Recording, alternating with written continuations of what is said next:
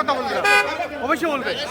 এই আমাদের আবুদুর রহমান নামগুলো সাংবাদিক আবুদুর রহমান আবুদুর রহমানের কথা বলেন। কোনো পেস্টন কিংবা কর্নার বা বাইরেও কোনো ধরনের পেস্টন রাখা যায় কিনা তিনি আমাদের সময় না দিয়ে চলে গেলেন, সেই সময় সাধারণ জনগণ উত্তপ্ত হয়ে পড়ে। এই বিষয়টি আপনি কেমনভাবে দেখছেন? অসংখ্য ধন্যবাদ। আমি আসলে বলতে চাচ্ছি, বিশেষ করে আমাদের যে সিলেটের যে আন্দোলন, বিশেষ করে সিলেটের একদমই শহরের কথাই যদি আমি বলি, সরাসরি পুলিশের গুলিতে যে ব্যক্তি নিজের জীবন বিলি করে শাহাদাতের তামান্না গ্রহণ করেছেন তিনি হচ্ছেন এটিএম আবু তোরাব ভাই।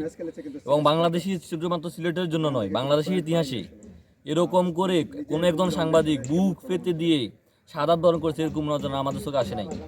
তো এরকম একজন শহীদকে নিয়ে যদি কোনো কন্যা না থাকে, পেস্টুন না থাকে, এই শহীদের আকাঙ্ক্ষাকে যদি ধারণ করতে টিকিট বোর্ড ব্যর্থ হয়, যেখানে আমাদের ক্রীড়া উপদেষ্টা আমাদের একজন সমন্বয়ক থেকে এসেছে, তো সেটা আমাদের জন্য কখনো সুখকর নয়। আমরা সেটাকে কখনো ভালো মতো গ্রহণ করবো না। একজন মাঠের যোদ্ধা হিসাবে, একজন দেশপ্রেমিক হিসাবে শহীদের তামান্নাকে আকাঙ্ক্ষাকে যারা ধারণ করে, সেই জায়গা থেকে আমরা অবশ্যই চাইব আগামীকালের সিলেটের সাথে এবং রংপুর রাইডার্সের সাথে যে খেলা, সেখানে যাতে আবু তোরাবের যে সম্মান, সেই সম্মানটুকু তাদেরকে দেওয়া হয়।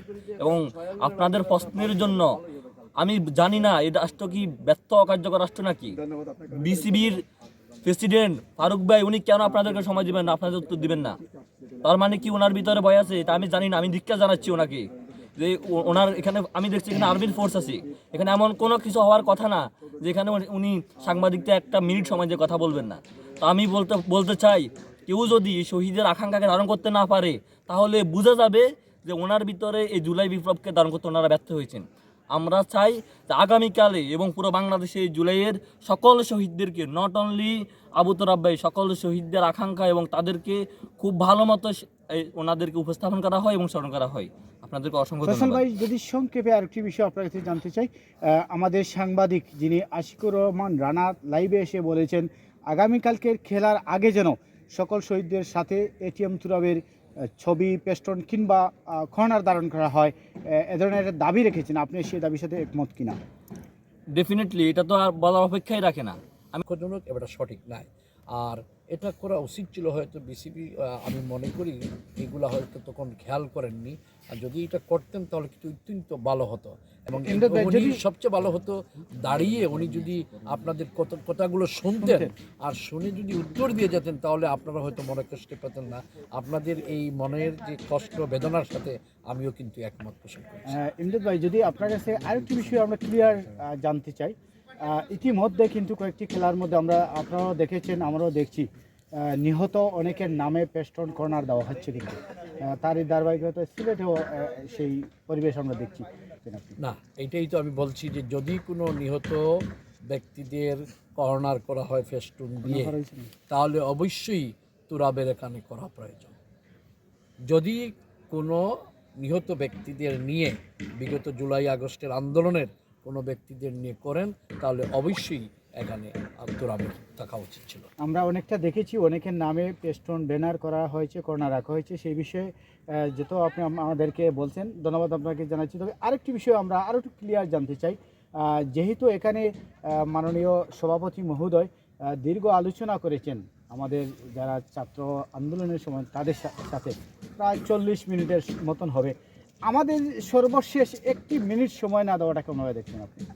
না, এটা অবশ্য সঠিক করেননি। যদি যেখানে 40 মিনিট যদি সমন্বয়ক যদি দিতে পারেন, আপনাদেরকে 5 মিনিট দিলে সমস্যা তো ছিল, এটা দিলে ভালো হতো। আজকে আপনি এই কথা বলার সুযোগ পেতেন না। সর্বশেষ সিলেটের বিপিএল কেমন দেখতে চাচ্ছেন? আমি এই মুহূর্তে বিপিএল আগামীকালকের খেলার পূর্বে আজকে যে এখানে যে সৌন্দর্য উপভোগ করছি, আসলে সত্যি চমৎকার। আমি আশা রাখি আগামীকালকের যে বিপিএলের শুভ সূচনা হবে খেলার, আশা রাখি প্লেয়ার এবং দর্শক, অর্থাৎ প্লেয়াররা ভালো খেলবে আর দর্শকরা উপভোগ করবে, এই আশা। আমাদের সাংবাদিক সর্বশেষ একটি বার্তা দিয়েছেন লাইভে এসে, যে আগামী কালকের যে খেলা অনুষ্ঠিত হবে এই মাঠে, সেই খেলার আগে যেন এটিএম তুরাবের নামে কর্নার কিংবা পেস্টন ধারণ করা হয়, এরকম একটা দাবি রেখেছেন। সেই দাবির সাথে আপনি কি একমত? হ্যাঁ, অবশ্যই। আপনি যেহেতু বলেছেন যে নিহতদের জন্য করা হয়েছে ফেস্টুন, আমি অবশ্যই এজ এ তুরাব একজন দক্ষ সাংবাদিক হিসাবে, এবং যেহেতু সে এই ছাত্র জনতার আন্দোলন জুলাই আগস্টে তার সাংবাদিকতা পেশায় সে পুলিশের গুলিতে নিহত হয়েছে, অবশ্যই যদি তার এখানে আগামীকালকে রাখা হয় আমরা সিলেটবাসী আনন্দিত হব। দীর্ঘ সময় আমাদের দেওয়ার জন্য আপনাকে সাংবাদিক এটিএম তুরাবের নামে